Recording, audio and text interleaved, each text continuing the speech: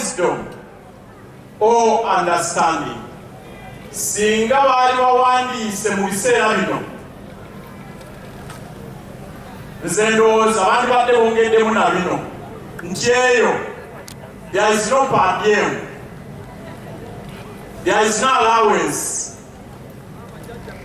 there is no claim, no authority, no titles, no accounts, no tribalism. Kaddu tutwala akaseera katono tulowooze ku ngeri abantu gye bakolamu ebintu ennaku zino. Are we doing things well? Are we using the time well?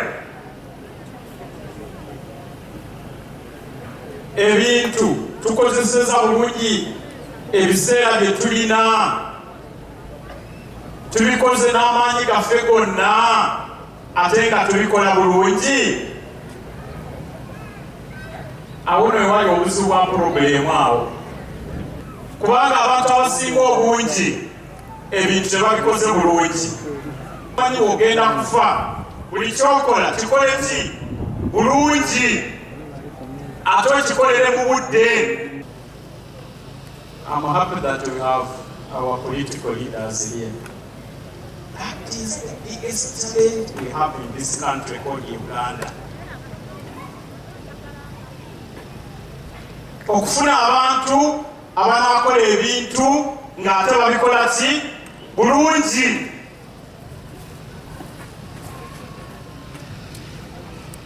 Mukama yeebazibwe. Ku bintu ebinkoyeeza, ekimu ku bintu ebinkoyeeza be bantu abakaddiwa naye nga tebakola bintu bulungi. Be bantu abakuzibwa mu bifo ebikulu eby'eggwanga lino mu nsi eno naye nga tebakola bintu ki? Ekyo yakikoze ye gundi, ekyo yakyogedde ye gundi. Yes, abantu oyinza okubasinga emyaka, oyinza okubasinga envi, oyinza okubasinga obuwanvu, naye oyinza n'okubasinga ebizibu, nga buli byokola obikola ki bubi. Twali twakava mu kulonda kati petition eziri mu kooti justice face ekiri eyeweyo ekisabo kiregula decide well. Omuntu n'agenda ate abaana abato, baana busimanyi bana, kati nalabye mu kooti naye n'abuuza ebibuuzo,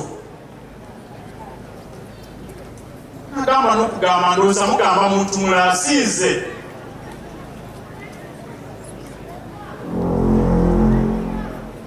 Nalaba abazadde nga bakaaba ne bagamba kati omwana wange yakola ki, bandize ne batanze.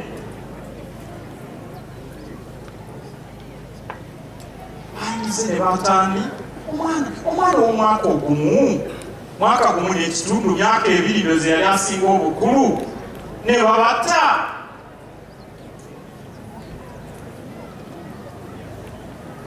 Yafunye n'abamuwolereza abanamateeka, yafunye yabafunye webali. Abuuza kirayanti waffe agambye omubulire obanga yeyakola kino, zaali saawa meka, yayitira mu geeti ki? Whatever you do it well. Omubuulizi abuulidde wano n'agamba ffenna tugenda okufa tuggwewo, laba mirambo egiri wano.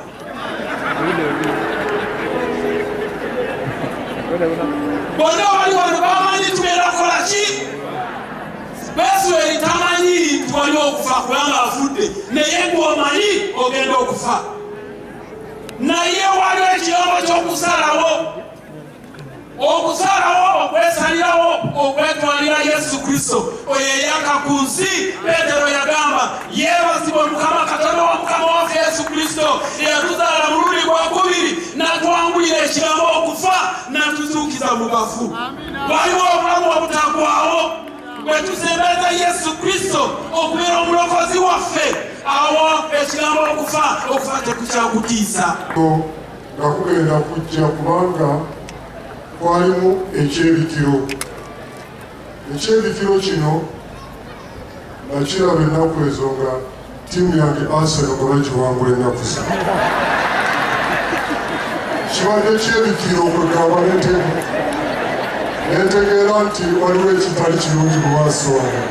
Era yagenza okufa nga olutiiko lwalize edda kuba ttiimu nga bagikuba n'obutiimutimu obutaliimu nemmanya nti era muzeeyi yagenze okufa nga ntegedde ebintu badisimuki. Okujjanjaba abantu kugenze wala nnyo ka ssente nnyingi. Njagala okusaba Deputy Speaker ku mulundi guno namwe bonna ba MP ku ssente zaffe ez'amafuta ehoyima nawala muggyeko ka percentage kagende ku National Health Insurance. Abantu bakyasobola bujjanjabi. It is very expensive to take care of our patients. Very expensive. The local person cannot afford. Therefore, let me make an appeal to you, our leaders, that we, since we are blessed with the oil, let us have a percentage from that oil, and that money is invested in national health insurance for Ugandans. That is how we are going to share the national cake. Otherwise, many people are suffering in their homes because they cannot afford the medical bills. Ekyo bonna nga kirimu amakulu mukikuleko n'omunda siika nkiwulire kirabu ki si nsonga alya mmere ki.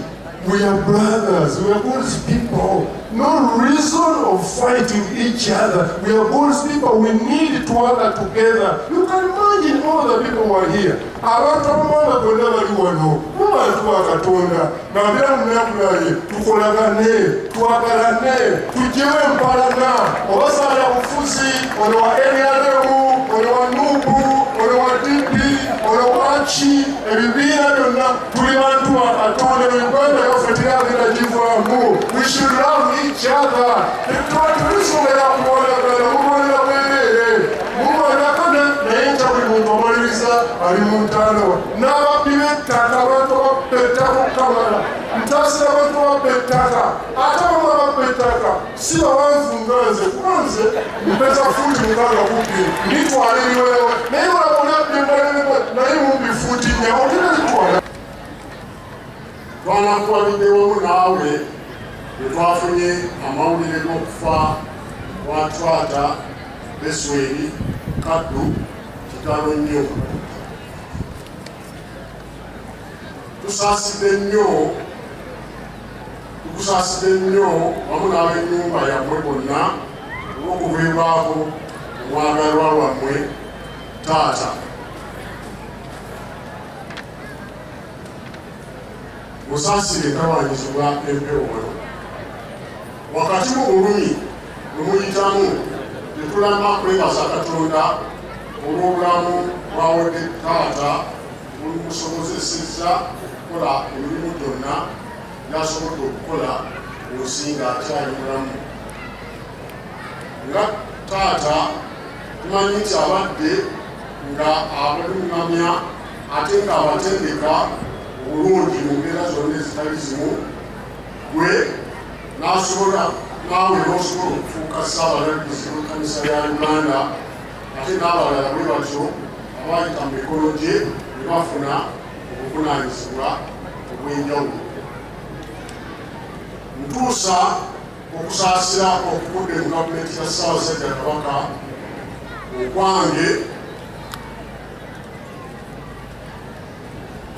okwange n'abantu mu maka gange eri abooluganda n'ab'emikwano olw'okufa kwa Taata abadde ow'omugaso ennyo gye muli.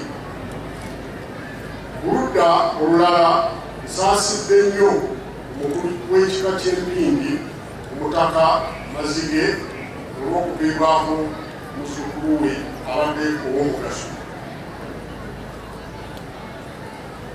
N'ayagadde nnyo okubeerawo okuwerekera taata, kyokka neesanze nga obuvunaanyizibwa bwe nnina tebunsobozesezza kubeerawo.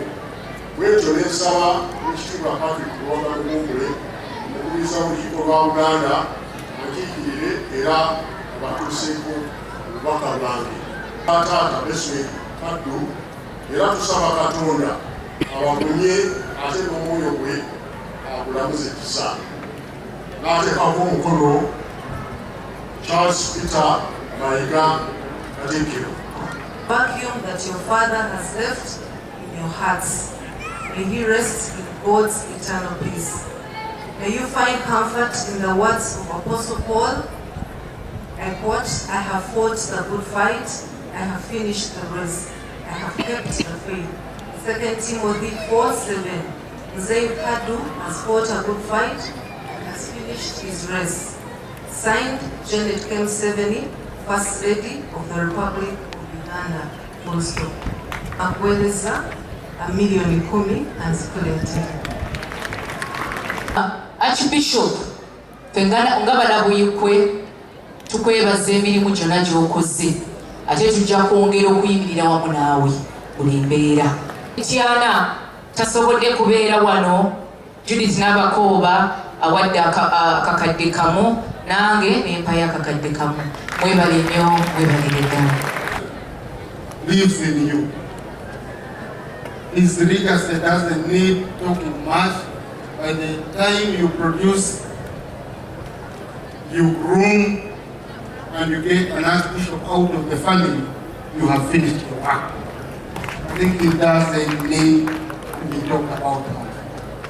So I was telling the people in Rukasi here that we need to really work hard. And as a government, I've heard your message about medical insurance. I know the process has dragged on for very many years. I'm going to take feedback. But we as Parliament, we shall be ready, we are ready to process it immediately it comes to the House. So I will report back to the executive, because this is a bill that requires to be sponsored by the executive. It has a charge on the consolidated fund. There are contributions, it has monetary impact. So a private member cannot just bring that bill. It's a bill which must come from the government.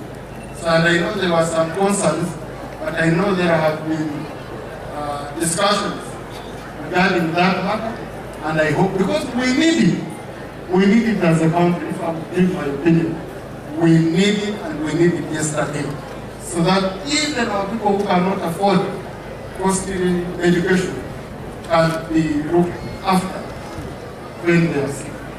I want to thank you, and I wish you the same.